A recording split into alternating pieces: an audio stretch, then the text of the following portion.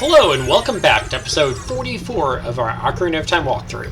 When we last left off, Link had just defeated the evil dragon, Volviga, and has been transported up to the entrance of the Fire Temple. In this episode, we will meet the Great Fairy of Wisdom, collect some Gold Skulltulas using our cool new hammer, and then we'll head down and see what's happened to Zora's domain after being devastated by an Arctic wind. Now that we have the Megaton Hammer, we can destroy boulders that bombs would not have before. After hookshotting across the broken bridge and climbing the ladder, take your Megaton Hammer and smash down those two boulders. And then we'll enter the Great Fairy Fountain. Run up to the symbol of the Triforce on the ground, whip out your ocarina, and play Zelda's Lullaby to make the Great Fairy appear.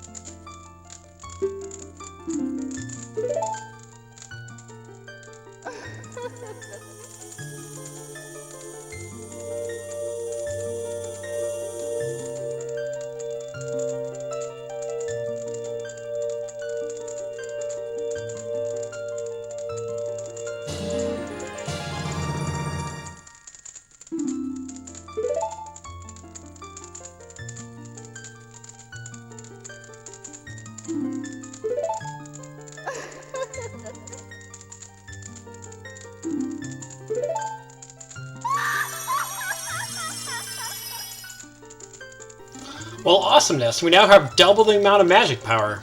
That was easy enough. So, after the magic upgrade, we'll head back up to where we were in a much earlier episode when we first came into Death Mountain Crater, and we'll go all the way up to the top. So, jump across a boulder, or you can break it with your hammer, climb up yet another ladder, up to the higher ledge. Then from up here we can just make a right-hand turn and run all the way back outside. If you haven't already done so, there's two pieces of heart that can be grabbed in the Death Mountain Crater here from riding that magic bean, so make sure to get them before leaving. Once up on Death Mountain Trail, the owl is no longer here. That was here when we were a kid, but we can jump all the way down to avoid taking damage. You can use these ledges here, otherwise you'll take a heart of damage when you land. There's a Gold Skulltula here that appears only at night. So, being daytime, we'll play Sun Song to make it night.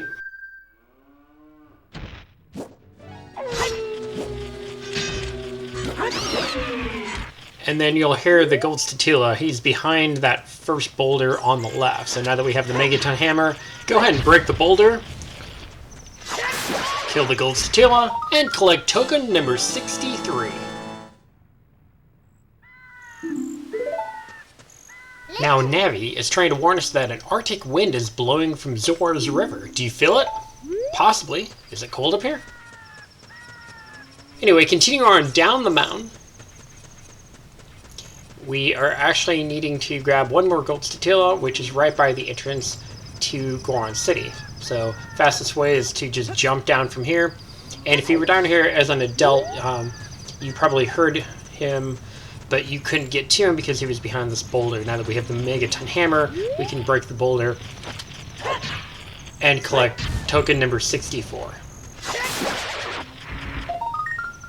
Now the fastest way down the mountain, of course the correct way is to run all the way down the mountain because you can't roll down from here, but if you do a backflip off of the ledge, you'll fall down, you'll take one heart of damage, but oh well, saves a bunch of time. And then we'll continue on down to Kakariko Village. Our next stop is Zora's River.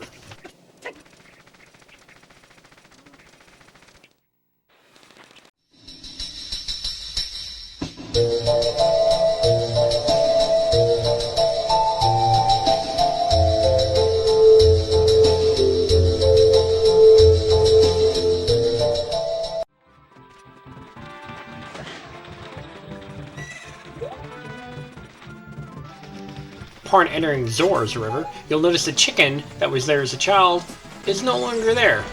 But never fear, if you planted the magic bean as a kid, when you come back you can simply ride that. And that will take you all the way over to the bridge, but we're not going quite that far. We passed the ability to jump off on the upper ledge there, but if you did, no big worry. You can just jump off right here. And there's a ladder over here, behind there, that you can climb up.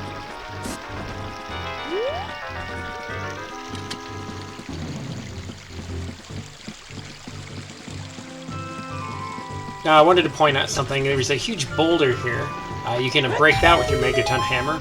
And inside, you'll find a fairy fountain. So if you have any fairies that you want to pick up or collect in your bottles, this is a great place to grab them. You can refill your life, and then of course you can pick the fairy up in the bottle, carry it with you, and then upon death it will revive you. Alright, so right behind here, at night only, there's a Gold Skulltula. So, play Sun Song if it's daytime. We'll have to jump across the ledge. And then with your hook shot, go ahead and shoot him down. And collect token number 65. Alright, one more token to collect. And this guy is located high on a ledge, just on the other side of the bridge, before the entrance to Zora's domain.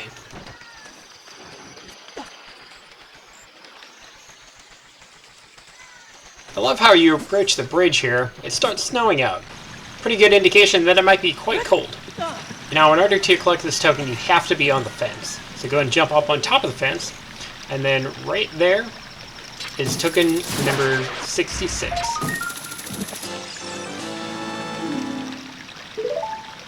Alright, time to find out what's been happening over in Zora's domain. So remember, the way to get in is to run just at the base of the waterfall here, standing on top of the placard, and play Zelda's Lullaby.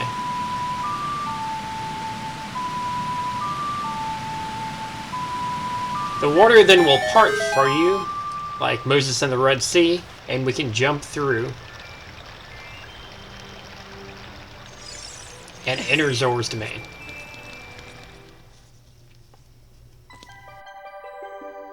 And we see that everything is frozen in here.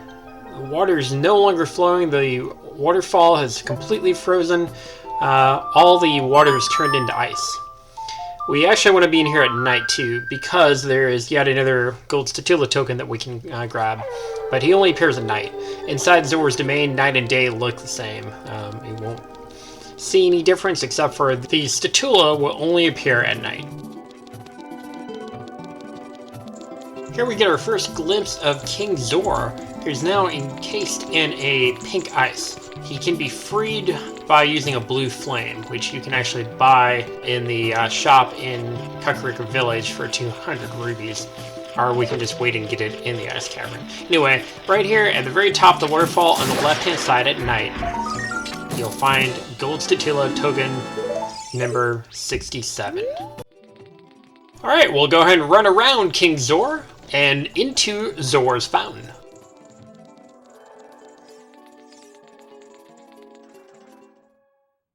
Alright, for the purpose of the walkthrough, I'm going to go ahead and play Sun Song here, just to make everything appear much brighter.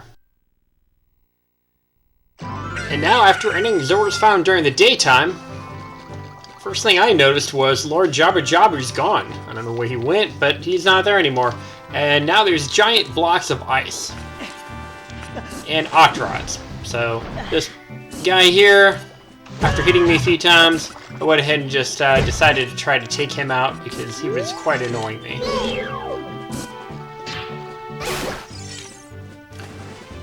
So now, the smaller blocks of ice will be rotating, the larger ones are stationary. And if you'll notice, you'll see a heart piece out there on one of them. To get to that heart piece, just go and jump onto that larger block of ice, and then these two here are moving around, and then after you get close to it, jump into the larger block of ice, and we'll collect heart piece number 30.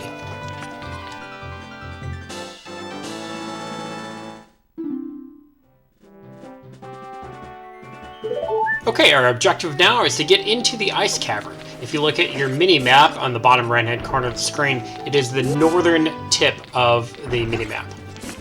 So we'll have to simply jump from one iceberg to the other until we get up into the ice cavern. Most of these here are just rotating around, some of them are moving, and you'll have to time it just right. Well, thank you for watching. Please join me again for episode 45, where we will conquer the ice cavern.